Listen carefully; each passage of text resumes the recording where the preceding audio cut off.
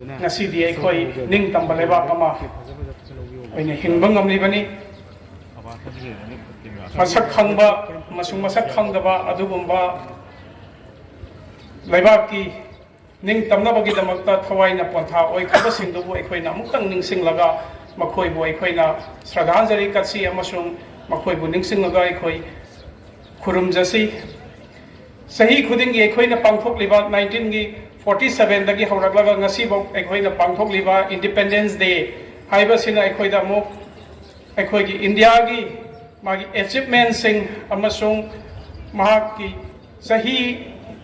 lisang sina 1947 dagi hoji bhawa chahi phaneyam sangna changsalakle masida akhoi na chawkhalakpa ningdamba lebak ama oidringai dagi ningdamba lebak ama oiraba kanda chawkhalakpagi progress tu busu akhoi na ningsingsi masida akhoi na ningsinggadabasi british na akhoi gi lebak si chahi chani gi mamangda sahi mukki changda palambani tasengbadi british si Bharat लापनी trade तब लाइब East India Company कमाइन तौना India की मपू है प्रजा सिंह मथौ ताब्रा है खली करीदगी मखोइना इंडिया से पानब ngambibno हायरगदी भारत मचा सिंगना यूनाइटेड होदबा अमगा अमगा यंगथिनबा निंगथौ मसा मसेन खनरगा लम मसेन खनरगा ब्रिटिश की मतेंग लौरुबा मयामदुना मखोई की संजफमम पिरकागा अखोई की केनोइना कारबार तौगिबा लाकपा कांगुदुना लेंगांग मपू ओइरखिबनी हाइबसी अखोइना अमुहन निंगसिंगदबनी मसिना ताकपदी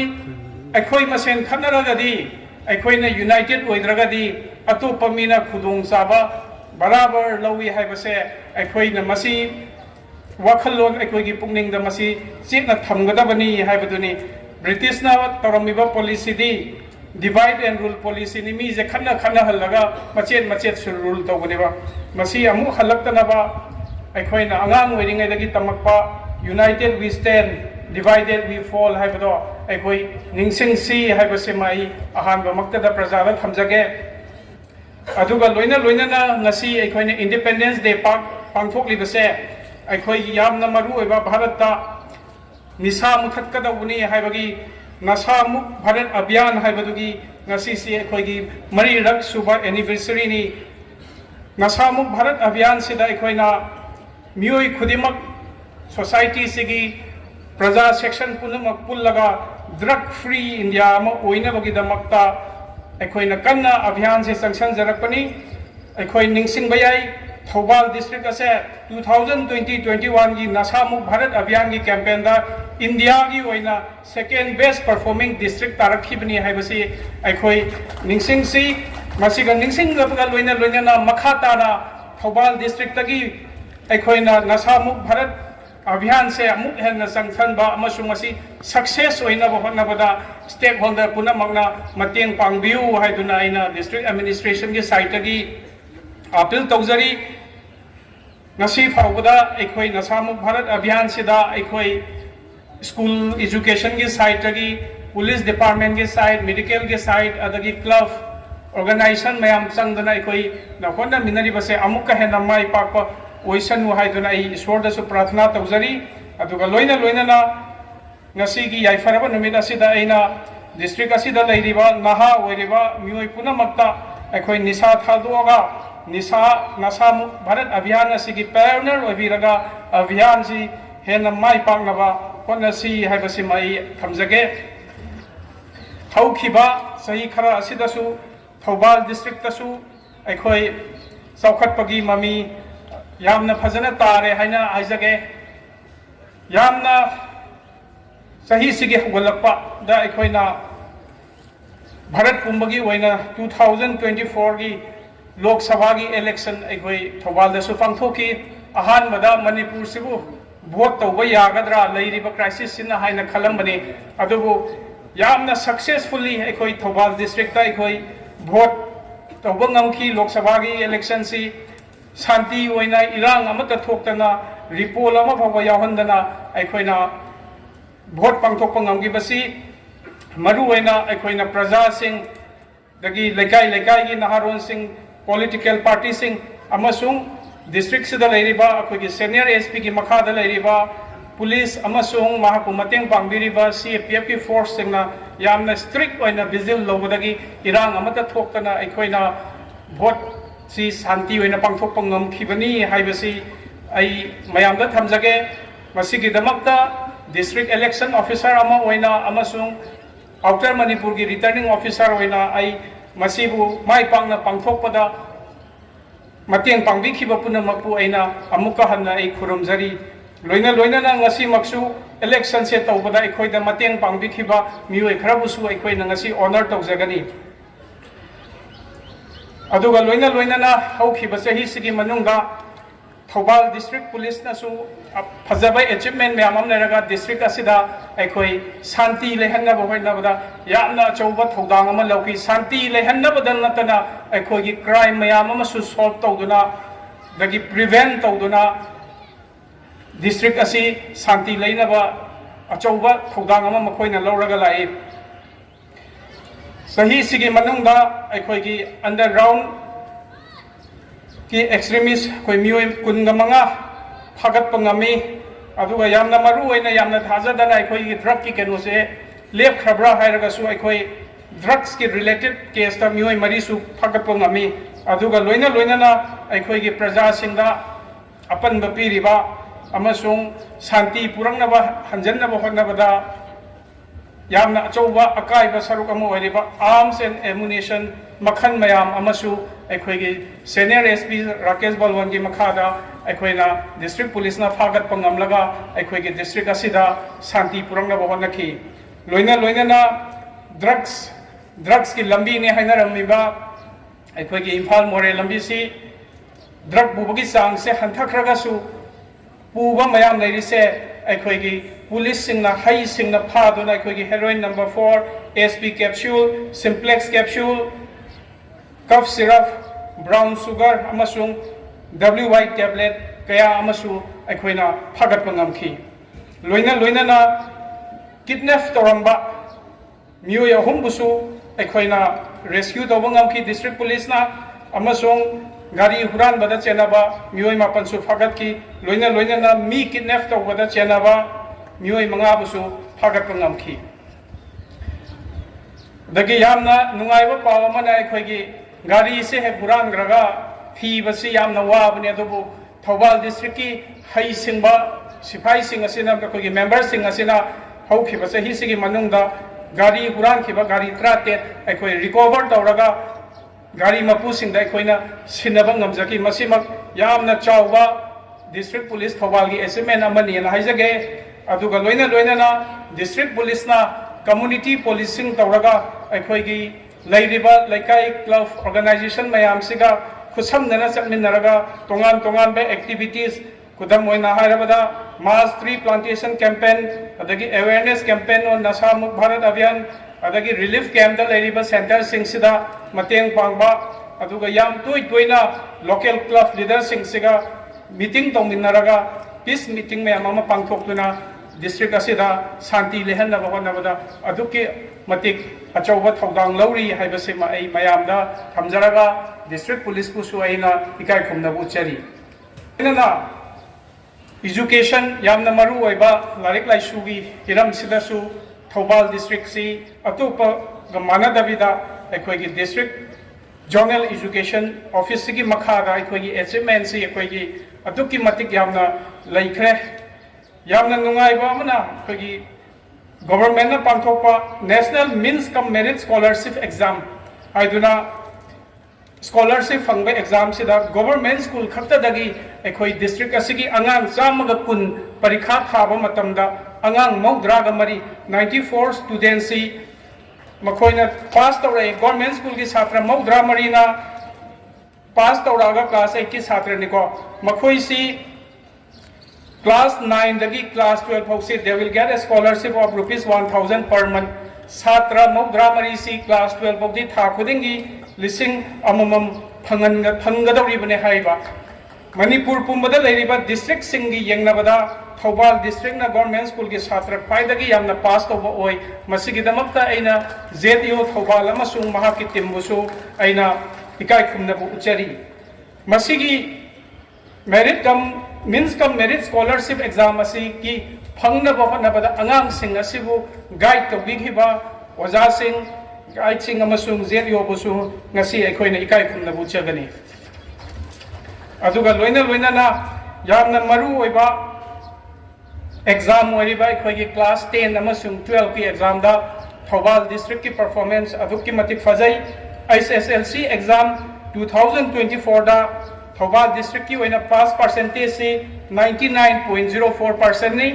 सिगी मनुंग दा अखोइना अमुक खाइदोगा गवर्नमेंट स्कूल खक्तगी येंगगदी गवर्नमेंट स्कूल की पास परसेंटेज सु 97.01% ने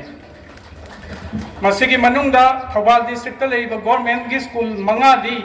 मेट्रिक परीक्षा थारिबा छात्र खुदिमक 100% पास तौबंगमी मखोइ सिंगदुदी Heirok high school Heirok high secondary school Wangjing high school Sengmai Khumbi high school अमसुंग कस्तूरबा गांधी बालिका विद्यालय उखोंगसांग लोइना लोइना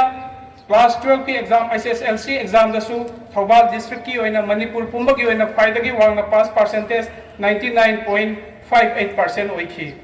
मसिगी मनुंगदा गवर्नमेंट स्कूल खक्तगी अमुक खंदोगदी पास परसेंटेज से 98.56% ने सिदसु क्लास 12 एग्जाम दा 100% पास तौरिबसी Lamding high school Khangabok high school अमसुंग संगायुफम हाई सेकेंडरी स्कूल ने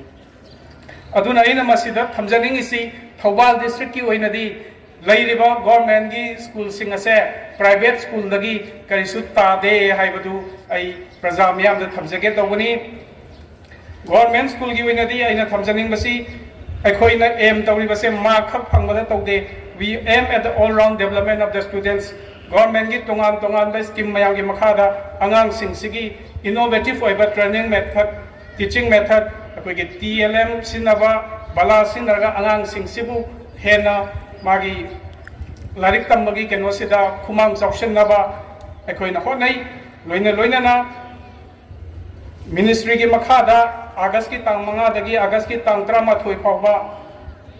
गवर्नमेंट की स्कूल खुदिमक्ता अखोइना शिक्षा सप्ताह आइबा प्रोग्राम अमा तौरगा अंगांग सिंगसिदा तोंगान तोंगान बा मखनगी ट्रेनिंग प्रोग्राम कोइगी TLM को टीचिंग लर्निंग मेथड की FLN की फाउंडेशनल लिटरेसी न्यूमरेसी अदगी Nipun program sports day cultural day skilling and digital initiative day the community involvement day eco club school nutrition day काइना मयाम अमा पांगथोकलगा अखोइगी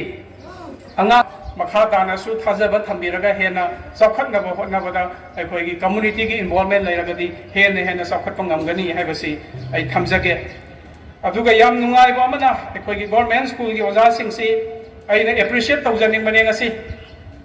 आइना सुम थेंगनाजबा हाइतारे से खंगाबोक अवांग अपर प्राइमरी स्कूल सिगी ओजा सिंगसिना आइना सुम थेंगयामना नुंगाइबा स्कूल की ग्राउंड इसिंग थुमजले हाइदुना गवर्नमेंट की केनो ngaidabida ओजा सिंगसिना अखोइगी मसा मसा की ngमजबा पैसा पुथोगा नुंग लौरगा छात्र सिंगसिना लारिक तंबदा नुंगाइनबगी दमक्ता पैसा खाइजनरगा अखोइगी नुंगदा थारगा होटनबीबसे अदुक्की मतिक आई ngasiगी फंक्शन असिगी खुदोंग चाबा लौरगा आई एप्रिशिएट तौजरी एन हाइजगे गई नोइदा इसाना लेरिबा स्कूल कॉलेज इंस्टीट्यूशन ऑफिस से आई इसाना इसागी ने खंजरगदी there are lot of things which we can do where there is a will there is a way हाइबदुनी तौगे खनबा मी कर पुनछल लगदी ngमदबा लेतबनी हाइबसे माहाइजगे खंगबो अवांग अपर प्राइमरी स्कूल की वजा सिंह बुसु आइना थगत फोंदुक चरी अथोप मयाई प्राइमरी स्कूल नुपी ngakta leiba नुपी वजा ngakta leibani नुपी वजा ngakta leiraga su nungdang atheng bawda aigi छात्र सिंह सी लाइक तंबदा नुंगाइत्रे अखोइ फेन पांदबा यादे कहरगा नुंदांग अथेंग बपोक सुरगा मागी छात्र सिंगुदम द मखोइ ग लेनरिबा मरीदो अदुकी मति एप्रिशिएट तवी हाइबसेमा आई थमजगे लोइना लोइना ना याम नुंगाइबा पावमना अखोइ अमु जल जीवन मिशन PICD की मखादा अखोइ हौजे हौजे टेप वाटर कनेक्शन फंगद्रिबा स्कूल पुनमक अखोइ December 2024 फोगी मनुंगदा अखोइ टेप वाटर पुसलगा अफब इसिंग छात्र अमसुंग ओजासिंग दा फंगलगनी हाइबसिमा आई थमजगे मथंगदा अखोगी मेडिकल की लाइन दा लाबदा डिस्ट्रिक्ट हॉस्पिटल थौबाल ममांग सही अनी अहुंगी ममांग दा लेरंबा डिस्ट्रिक्ट हॉस्पिटल दो ओइद्रबने हौजिक मणिपुर दा ख्वाइदगी यामना ओपीडी पेशेंट लापा डिस्ट्रिक्ट हॉस्पिटल हाइरगदी अखोगी थौबाल डिस्ट्रिक्ट हॉस्पिटल से ओइरबनी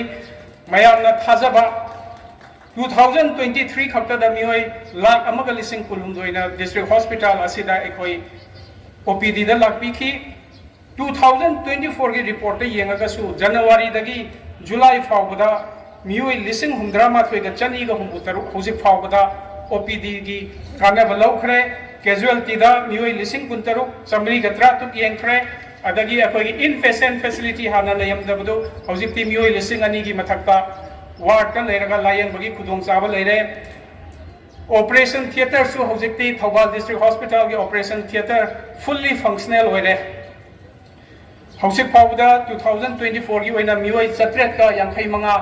कोई डिपार्टमेंट खुदिंग मकी मेडिसिन की ऑर्थो की स्किन की आई की लोइना पुनसलगा मियोय चत्रेट का यांखै मंगा कोई ऑपरेशन तौदखरे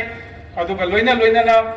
नवंबर 2022 दगी डिस्ट्रिक्ट एडमिनिस्ट्रेशन अमसुंग डिस्ट्रिक्ट हेल्थ सोसाइटी ना चथजरपा अखोगी वेडनेसडे खुदिंगी तौजबा कैटरेक्ट फ्री कैटरेक्ट ऑपरेशन दो ngasi फावबा अखोई मियोय चनी ग कुन अखोई ऑपरेशन तौबा ngamjakre haibasi mai mayam da thamjage